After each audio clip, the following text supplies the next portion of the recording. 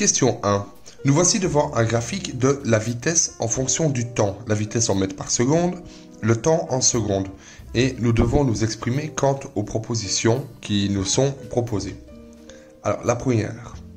La position initiale est positive. Alors, la position initiale, c'est le x. Est-ce que x0 est plus grand que 0 mètres? C'est ça la vraie question qu'on nous pose. Bien, ce graphique représente la vitesse en fonction du temps et ne parle pas du tout de la position. Et donc, on ne peut pas dire si la position initiale est positive puisque le graphique ne le représente pas. La vitesse initiale est positive. Question B. Bien oui, par contre, la vitesse initiale, c'est-à-dire V0, n'est autre que l'ordonnée à l'origine. L'ordonnée à l'origine, c'est-à-dire ce point-ci. Or, son ordonnée V0 est plus grande que 0 qui se trouve ici, et donc la vitesse initiale est bien positive.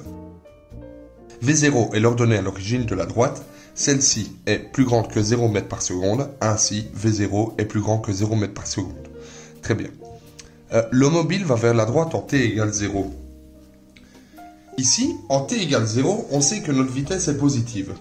Et donc, le mobile se dirige dans le sens positif de notre axe. Cependant, nous ne connaissons pas le sens positif de notre axe. Et donc, le mobile ira vers la droite, c'est-à-dire dans le sens positif, si le sens positif est bien vers la droite. Et s'il n'est pas vers la droite, il ira vers le sens positif, qui peut être vers le haut, vers le bas, vers la gauche, ou en oblique. Et donc, je vais dire ceci, que le mobile ira vers la droite en t égale 0 seulement si le sens positif de notre axe est vers la droite. Si ce n'est pas le cas, la réponse est fausse. Et donc je peux représenter le sens OX pour lequel c'est vrai, mais ça, n'importe quel autre sens, par exemple celui où OX est orienté vers la gauche, c'est faux. Donc au total, vu qu'on ne peut pas s'en assurer, on va dire que la réponse est fausse.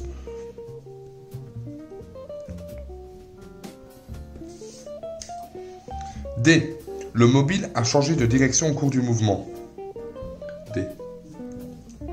Ça, c'est une bonne question. D'abord, il faut définir ce que c'est la direction du mouvement. Alors, pour rappel, la direction du mouvement, eh bien, c'est la droite que suit le mobile lors de son mouvement. Et donc, cette droite peut être horizontale, verticale, oblique ou bien sortir de la feuille, par exemple. Mais cette droite définit le mouvement en une dimension, qui est définie par la coordonnée x. Donc, il nous sera impossible de sortir de cette droite. On ne peut pas changer de direction quand on fait un mouvement à une dimension. Et donc, qu'est-ce qu'il a fait le mobile ici, lorsque sa vitesse devient négative et que ici, v égale 0 mètres par seconde? Il allait dans un sens, avec une vitesse positive. Sa vitesse est de 0, donc sa vitesse a diminué, elle vaut 0, et ensuite elle devient négative, et de plus en plus négative. Et ici, il n'a pas changé de direction, mais il a changé de sens. Changement. Et donc, pour répondre à la question D, je vais mettre que c'est faux.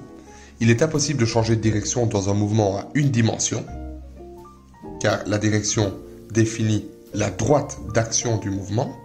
Cependant, le mobile a changé de sens. Voilà. Et la question E. La vitesse et l'accélération sont de signes contraires en t égale 0. Comme on l'a vu ici, la vitesse initiale V0 est positive. Et l'accélération, puisque la vitesse diminue, son accélération est plus petite que 0 mètres par seconde au carré. Son accélération est constante. Pourquoi est-ce qu'elle est constante? Parce que l'accélération, c'est la pente de la droite, ici. La droite qui représente V en fonction de t. Ça, c'est l'accélération. Et la pente est constante puisque c'est une droite, par définition. Et donc, en fait, on aura bien V0 est plus grand que 0, 1 qui est égal en réalité à A0 plus petit que 0, et donc cette proposition est vraie. Voilà pour ceci, passons au point B.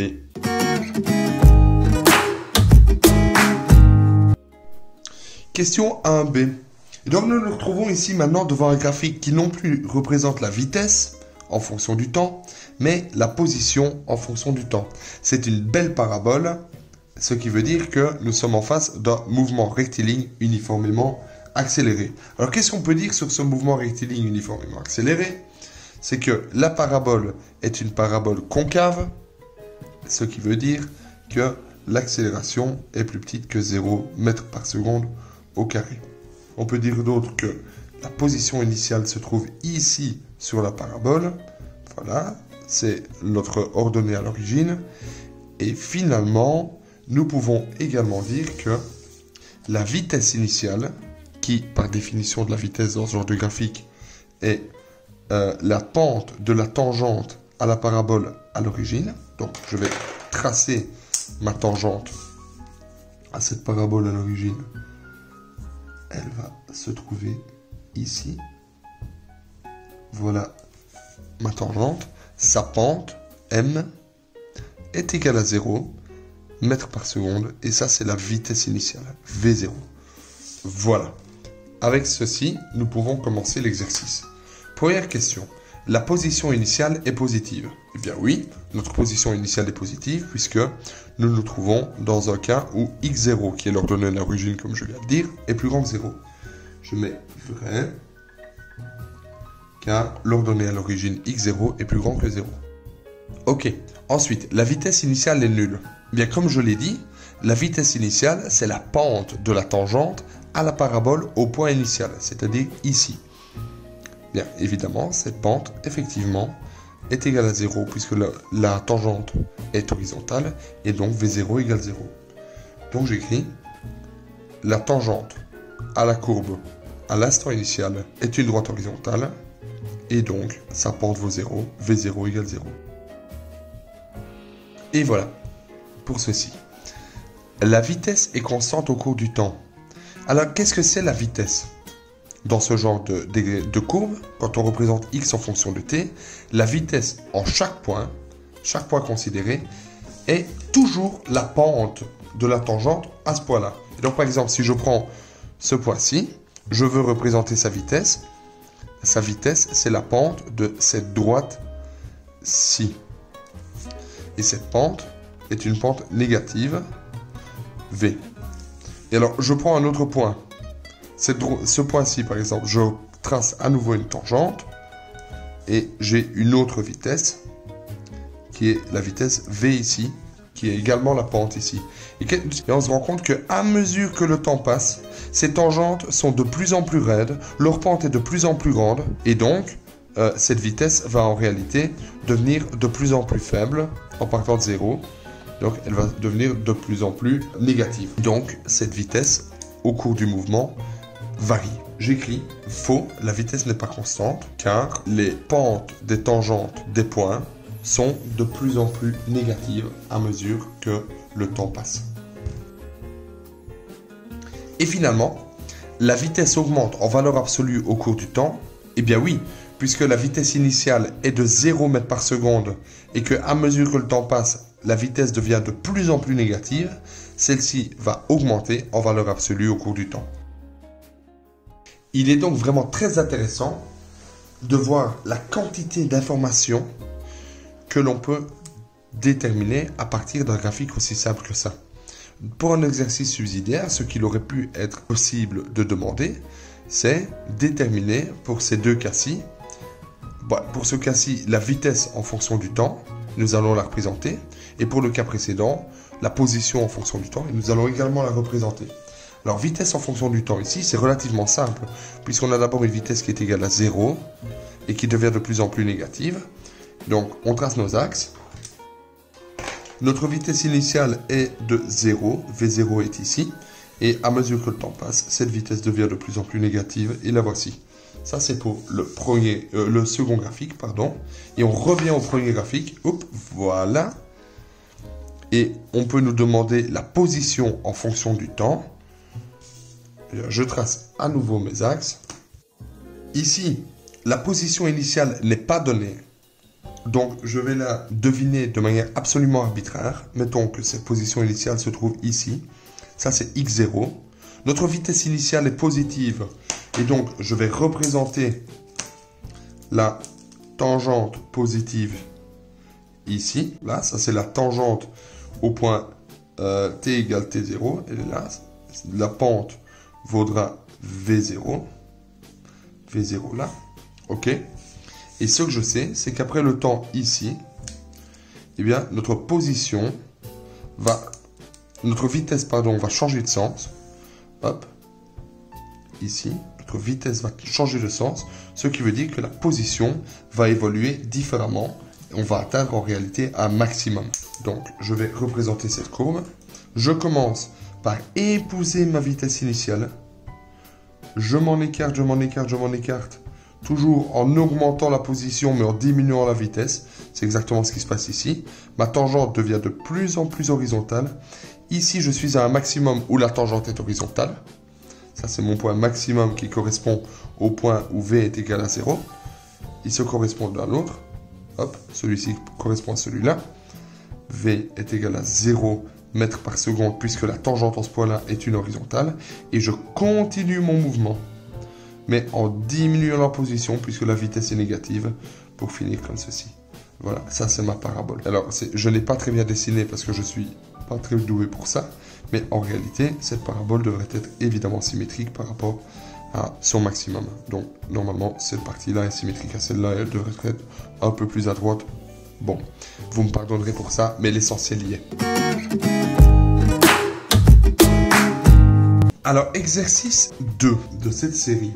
On nous parle d'un avion qui décolle en parcourant une piste de décollage de 540 mètres. Delta X est égal à 540 mètres.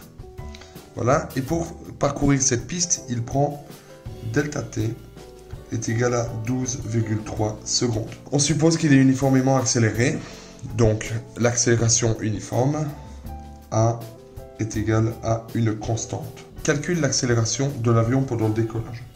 1.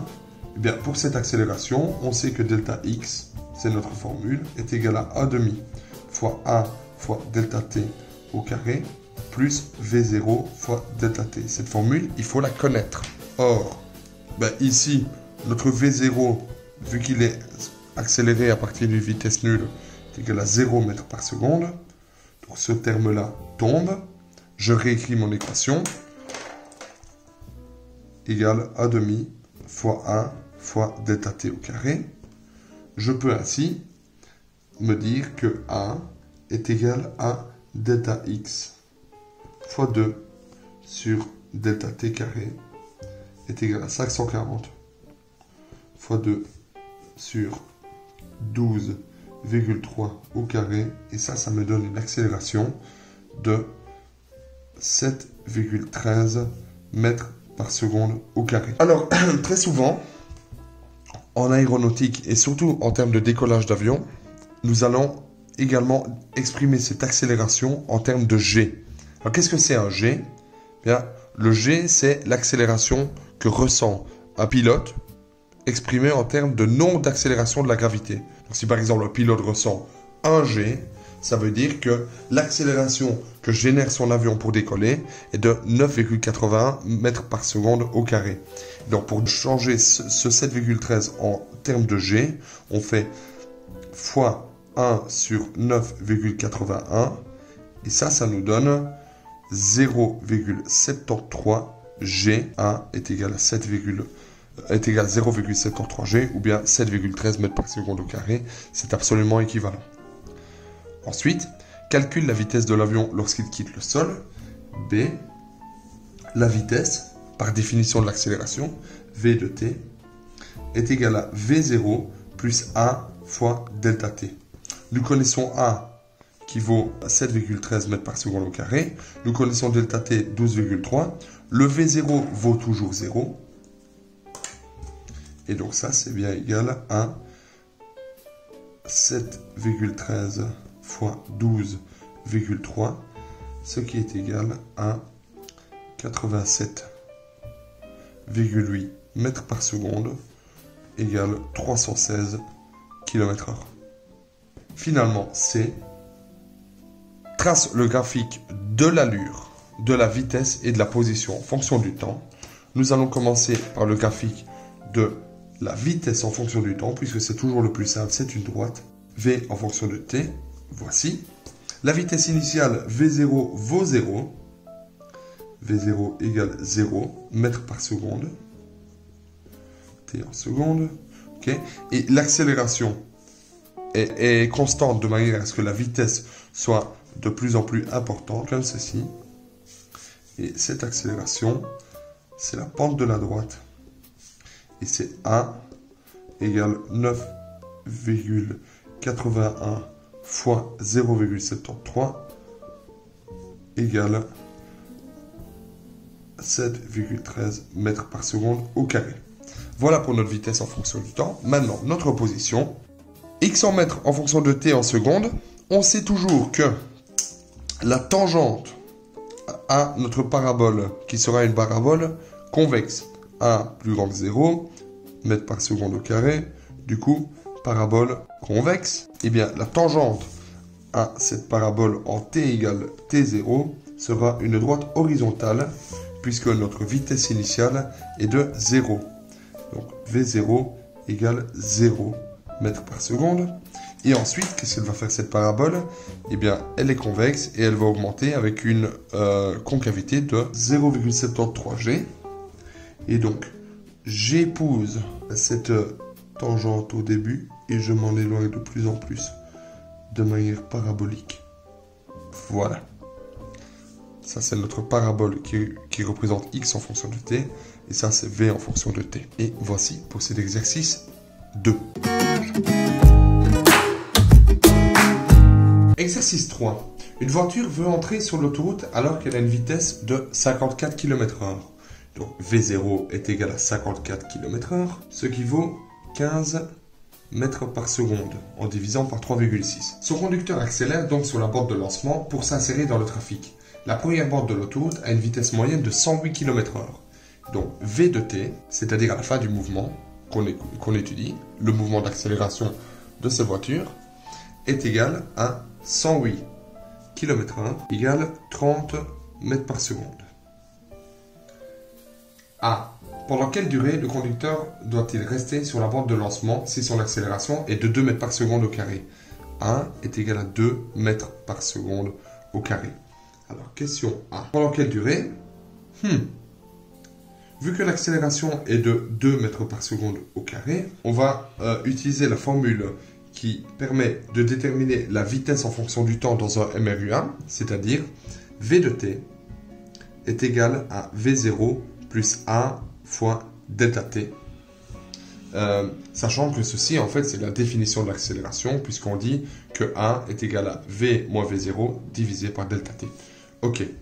V0, eh bien, c'est 15 mètres par seconde. V de t, c'est 30 mètres par seconde. Et A, c'est 2 mètres par seconde au carré.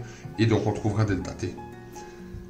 Delta t est égal à V de t moins V0 sur A est égal à 30 moins 15 sur 2 égale 7,5 secondes. Voilà. Question B. Quelle est la longueur de cette bande de lancement? Delta x est égal à 1,5 fois A fois delta t au carré plus V0 fois delta t. Voilà. Le x0 n'est pas ajouté ici puisqu'il est inclus dans le delta x, sachant que delta x est égal à x de t moins x0. On a tout ici puisque t carré, on vient de le calculer, que A, il vaut 2 mètres par seconde au carré et que V0 vaut 15 mètres par seconde. Donc 1,5 fois 2 fois 7,5, c'est bien 7,5 au carré, plus 15 fois 7,5 est égal à 168,75 mètres. Et ça, c'est notre delta x correspondant à l'accélération dont il est question. Voilà pour ceci. Et nous sommes à l'exercice 4. Une voiture rentre en agglomération où la vitesse est limitée à 50 km/h. V de t est égal à 50 km/h.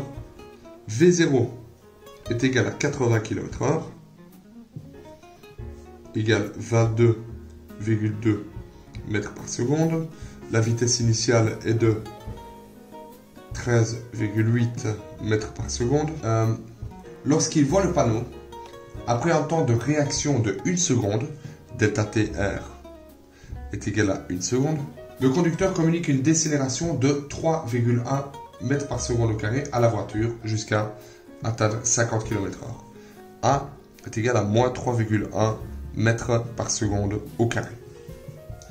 A. Déterminer le temps pendant lequel les freins sont actionnés avant de rouler à une vitesse de 50 km/h. Alors, réfléchissons d'abord à l'essence de ce problème. Puisque nous avons déjà vu des problèmes de distance de freinage, mais ici on n'est pas sur le même type de distance de freinage, puisque la vitesse finale n'est pas égale à 0 mètres par seconde. Donc, en fait, ce qui se passe, c'est que notre conducteur, je vais faire un graphique en mettant des axes, notre conducteur roule initialement à une vitesse de 22,2 mètres par seconde. Et après avoir vu le panneau, c'est-à-dire au bout de t égale 1 seconde, c'est notre delta TR, il va commencer seulement à freiner avec une décélération qui représente la pente de notre vitesse ici et qui vaut moins 3,1 mètres par seconde au carré. Voilà. Et donc, qu'est-ce que ça veut dire? Eh bien, ça veut dire que d'abord, il a un mouvement de MRU ici, avant d'adopter un mouvement de MRUA là-bas. Donc, qu'est-ce que nous allons devoir faire? C'est d'abord calculer la distance qu'il parcourt selon le MRU initial, et ensuite calculer la distance qu'il parcourt selon le MRUA, avant d'arriver ici à une vitesse de 50 km/h et de poursuivre son mouvement. Donc, première chose, comme je l'ai dit, on doit déterminer le temps pendant lequel les freins sont actionnés. C'est un MRUA, ici, pour lequel on connaît l'accélération, on connaît la vitesse initiale et la vitesse finale. On utilise la formule de la vitesse. A, V de t est égal à V0 plus A fois delta t. Le delta t de freinage. F. Si et seulement si. V de t est égal à 13,8 mètres par seconde. V0 égale 22,2 et on remplace en mettant d'abord le t en évidence. Delta TF est égal à V de t moins V0 sur A, ce qui veut dire que ça vaut 13,8 moins V0 22,2 divisé par moins 3,1. Et ce moins est évidemment important puisque 13,8 moins 22,2 c'est un nombre négatif et le delta t ne peut pas être négatif. Ça nous donne 2,7 secondes. B. Quel déplacement fait le conducteur avant d'arriver à 50 km/h? Eh bien, il fait le déplacement de MRU1 de 2,7 secondes et le déplacement de MRU de 1 seconde. B. Delta X total était égal à delta X réaction plus delta X freinage. Alors attention, ne pas confondre le delta X freinage correspondant à un freinage d'urgence pour lequel la vitesse serait égale à 0 à la fin. Alors qu'ici, on a une vitesse de 13,8. Il faudra bien faire le calcul. Pour un MRU, le déplacement, c'est la vitesse fois le temps. Et pour un MRUA, le déplacement, c'est 1 demi AT carré plus V0T. Je remplace par les données que je connais. Et finalement, je calcule. Et ça me donne 48,64 mètres. Pour la réponse B. Et finalement, C, dessiner un graphique de la vitesse et de la position par rapport au temps. Voilà notre graphique de la vitesse. Je vais faire pareil pour la position. Pour ce qui est de la position, je vais exprimer delta x en fonction de t, puisque premièrement, c'est l'équation que je résous ici, et deuxièmement, le delta x, par définition de delta x, commence par le point 0, 0. Et donc, on est d'abord dans un MRU avec une vitesse initiale de 22 mètres par seconde, c'est-à-dire qu'on se place dans un MRU comme ceci, dont la pente vaut 22,2 mètres par seconde. Ça, c'est la pente de notre premier MRU. Et ici, on va se placer dans une décélération de moins 3,1 mètres par seconde au carré entre ce point-ci et un point qu'on va déterminer là. Et donc, l'idée, c'est au début, la tangente à cette courbe qui va être une parabole concave, va être pareille à la vitesse initiale. Donc on va commencer tangentiellement et dévier de cette tangente jusqu'à un point, par exemple ici, où la vitesse sera toujours supérieure à 0, bien que moins importante, et donc la pente de cette vitesse sera moins importante. Et donc on commence comme ceci, là, et puis on finit comme ça, ici, là, et on relie les deux. Voilà notre portion de parabole qui se finit par une tangente de pente 13,8 mètres par seconde. Et après, évidemment, vu qu'il a une vitesse constante, il continue selon sa tangente à 13,8 mètres par seconde. Et voici, c'est tout pour cet exercice-ci. Anatole et Barnabé se confrontent sur une distance de 100 mètres. C'est le problème 5. Delta x est égal à 100 mètres. Anatole, eh bien, il lui faut un delta t. Accélération de Anatole est égal à 1,8 secondes pour arriver à une vitesse max de Anatole de 9,5 mètres par seconde. Et Barnabé prend un temps delta t accélération de Barnabé qui vaut 2,2 secondes pour atteindre une vitesse max Barnabé de 9,6 mètres par seconde. Qui gagne la course? C'est ça la question. Premièrement, on va calculer pendant leur phase d'accélération combien de mètres ils ont fait. Et ensuite, sachant que leur vitesse est constante par la suite, combien de temps il leur faut pour parcourir les derniers mètres. Et comme ça, on saura qui gagne la course. On fait deux colonnes. La première colonne, c'est Anatole. Et la deuxième, c'est Barnabé. Donc, ce qu'on veut savoir, c'est 1 pendant la phase d'accélération. Combien de mètres il a fait? Pendant cette phase d'accélération, delta x est égal à 1,5 fois at carré plus v0t. Accélération Anatole. Or, évidemment, v0 ici vaut 0. Et donc, on se retrouve avec delta x accélération Anatole est égal à 1,5 a fois t carré, le temps d'accélération de Anatole. Oui, mais l'accélération de Anatole, on ne la connaît pas. Mais on peut simplement la calculer en disant que a est égal à delta v sur delta t. Accélération Anatole égale 5,28 mètres par seconde au carré. Et donc, je reporte ça dans ceci pour trouver la distance parcourue. Anatole a parcouru 8,55 mètres pour arriver à sa vitesse de pointe. Je fais exactement le même coup pour Barnabé. Et pour Barnabé, on arrive à une réponse de 10,55 mètres pendant sa phase d'accélération, alors que l'autre a une phase d'accélération qui fait 8,55 mètres. Ensuite, maintenant, ce qu'on va se demander, c'est combien faut-il de temps à chacun pour réaliser la phase à vitesse constante. Donc, c'est-à-dire, on a delta x constante de Anatole est égal à finalement 100 mètres moins ceci. 100 mètres moins la phase pendant laquelle il accélère. Moins 8,55 mètres. Et ça nous donne une phase constante de 91,45 mètres. Et pendant cette phase de 91,45 mètres, il se déplace à une vitesse de 9,5 mètres par seconde. Et donc, on va essayer de trouver le delta t constant correspondant. Donc, le delta t constant d'Anatole est égal au delta x constant Anatole, c'est-à-dire ceci, divisé par la vitesse pendant laquelle il garde sa vitesse constante. Et ça, c'est égal à 9,62 secondes. Et au total, il met le temps, c'est le temps pendant lequel il accélère, plus le temps pendant lequel il garde sa vitesse constante, c'est-à-dire delta t total est égal au temps de 1,8 secondes plus 9,62 secondes. 11,42 secondes pour faire son 100 mètres. On fait exactement pareil pour Barnabé. Barnabé, il lui faut seulement 9,3 secondes pour faire la deuxième partie de son mouvement en vitesse constante. Et donc, le mouvement total, il le réalisera en un temps de 2,2 plus 9,3. C'est-à-dire 11,5 secondes. Lequel des deux va gagner? Eh bien, ce sera celui qui réalise son 100 mètres en moins de temps que l'autre, c'est-à-dire Anatole. Anatole gagne son 100 mètres par rapport à Barnabé. Au final, quelle est la distance entre les coureurs lorsque le premier franchit la ligne d'arrivée? On doit simplement se demander quelle est la distance réalisée par Barnabé en 0,08 secondes à la vitesse à laquelle il se déplace, c'est-à-dire 9,6 mètres par seconde.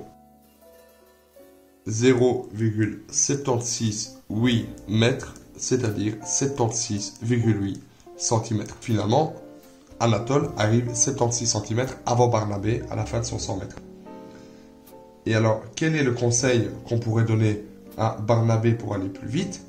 Eh bien, ce serait évidemment de garder sa vitesse de pointe qui est meilleure que celle de Anatole, mais pourtant, il faut qu'il y arrive plus vite, c'est-à-dire qu'il doit travailler sur son explosivité. Nous lui conseillons de travailler sur son explosivité, mais de garder sa vitesse de pointe. Et c'est tout pour ce problème.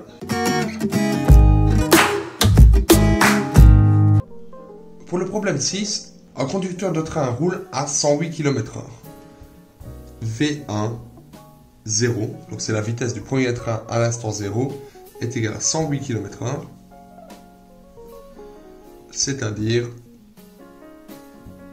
30 mètres par seconde. Lorsqu'il aperçoit le train devant lui, qui roule à 36 km/h, V2, 0 est égal à 36 km/h, est égal à 10 mètres par seconde. Il appuie directement sur le bouton de freinage d'urgence, conférant au train une accélération A du train 1 est égal à moins 2,2 mètres par seconde au carré. Le train le plus lent ne voit pas le plus rapide et sa vitesse ne change donc pas. A2 est égal à 0 mètres par seconde au carré. Déterminer si les trains vont rentrer en collision analytiquement et confirmer cela par un graphique. Bien, pour déterminer cela, ce qu'on va faire, ah oui, ils sont évidemment à une distance delta x0 égale 100 mètres. Pour déterminer cela analytiquement, ce qu'on va faire, c'est réaliser les équations du mouvement des deux trains et après les rendre égales de manière à ce qu'on puisse après déterminer l'endroit et le temps pour lequel les deux trains vont rentrer en collision. Donc je commence par équation du mouvement du train numéro 1. C'est évidemment x de t est égal à x0 plus v0 fois t moins t0 plus 1 demi fois 1 fois t moins t0 au carré. Alors, comme je sais, comme j'ai toujours dit, les constantes x0, t0 sont des constantes arbitraires. Et je vais définir qu'à l'endroit où le train numéro 1 se trouve en t égale 0, eh bien, c'est l'initiale de nos coordonnées. C'est-à-dire que le x0 ici tombe, le t0 tombe, et le t0 tombe ici également. Je réécris mon équation et ça me donne, en remplaçant par les constantes qu'on connaît, v0, 1, c'est 30 mètres par seconde fois t, plus 1 demi fois moins 2,2 fois t carré. Et voici l'équation de train numéro 1. Équation du train numéro 2. Eh bien, ce train, lui, il est en MRU, puisqu'elle n'a pas vu le train numéro 2. Donc son accélération vaut 0. J'écris l'équation de la MRU. x2 de t est égal à x0 plus v0, qui est en fait la vitesse constante, fois t moins t0. Alors, le mouvement du train 2, il commence quand, en termes temporels, quand le train numéro 1 le voit, donc le t0 est similaire, c'est le même. Par contre, le x0 n'est pas le même. Le train 2 se trouve 100 mètres devant le train 1. Donc, je vais mettre x0 est égal à 100. Je réécris cette équation. Ça me donne, c'est égal à 100 plus v0, 10 fois t. Alors, comme tout problème de collision, il y a collision lorsque x1 est égal à x2. Si x1 égale x2, alors les membres de droite sont égaux. J'écris ce membre de droite et je l'égalise à celui-ci. Et je cherche le temps correspondant. Delta égale b carré moins 4ac, c'est-à-dire 20 au carré moins 4 fois 100 fois 1,1 égale 400 moins 440 égale moins 40. Le delta est négatif. Qu'est-ce que ça veut dire? Plus petit que 0. le delta est plus petit que 0, et donc l'équation est impossible. Il n'y a pas de collision. Voilà. Maintenant, ce qu'on peut faire, c'est résoudre graphiquement ce genre d'équation. Pour résoudre graphiquement cet exercice, je vais donc placer un axe pour lequel x est en ordonnée et t est l'abscisse. X est en mètres, t est en secondes.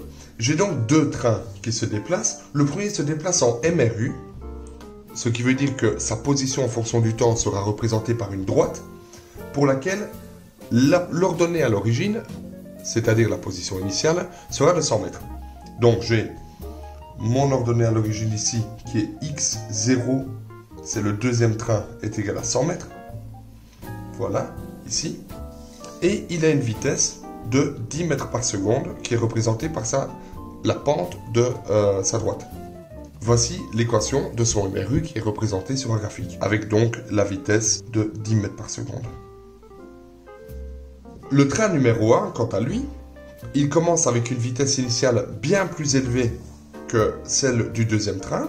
C'est une vitesse initiale de 30 mètres par seconde qui est représentée par la tangente initiale. Donc ce sera cette vitesse-ci, mettons, 30 mètres par seconde. Et ensuite, il commence à diminuer de vitesse puisqu'il veut éviter le train qu'il voit. Et donc, il aura une accélération négative, ce qui signifie que la courbe qui représente x en fonction de t pour ce train sera une parabole, mais une parabole concave puisque la vitesse diminue. Donc, j'aurai finalement, au début, je dois épouser cette courbe-là et puis diminuer la vitesse petit à petit, de plus en plus. Voilà, la vitesse diminue parce que chaque tangente aura une pente de plus en plus faible, jusqu'à finalement arriver à une vitesse nulle, dont la tangente sera une droite horizontale. Et lorsqu'il a une vitesse nulle, il continue avec la même vitesse, c'est-à-dire 0. Le temps passe, mais la position ne change pas. Et on peut voir que ici, il n'y a pas collision, puisque les deux courbes ne se touchent pas. Si les deux courbes se touchaient, c'est-à-dire que si la position initiale du deuxième train, donc ça c'est du premier train, pardon, ça c'est le train numéro 1, si la position du train numéro 1 était un peu plus élevée, au lieu d'être à 100 mètres, elle était par exemple à 70 mètres, eh bien, il y aurait eu un point de rencontre ici, qui aurait été le point de collision. Mais là, il n'y a pas de collision. Voici pour cet exercice.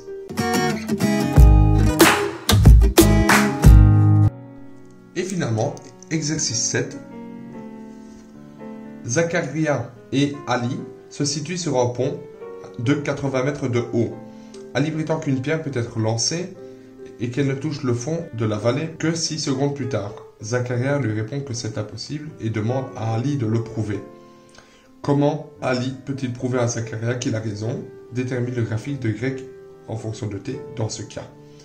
Bien, nous désirons que le temps de chute soit de 6 secondes. Et donc, je vais commencer par placer mon repère arbitraire, par exemple vers le haut. C'est mon repère OY. G va toujours vers le bas. Vu que G va dans le sens opposé au sens de OY, celui-ci sera négatif dans mes équations.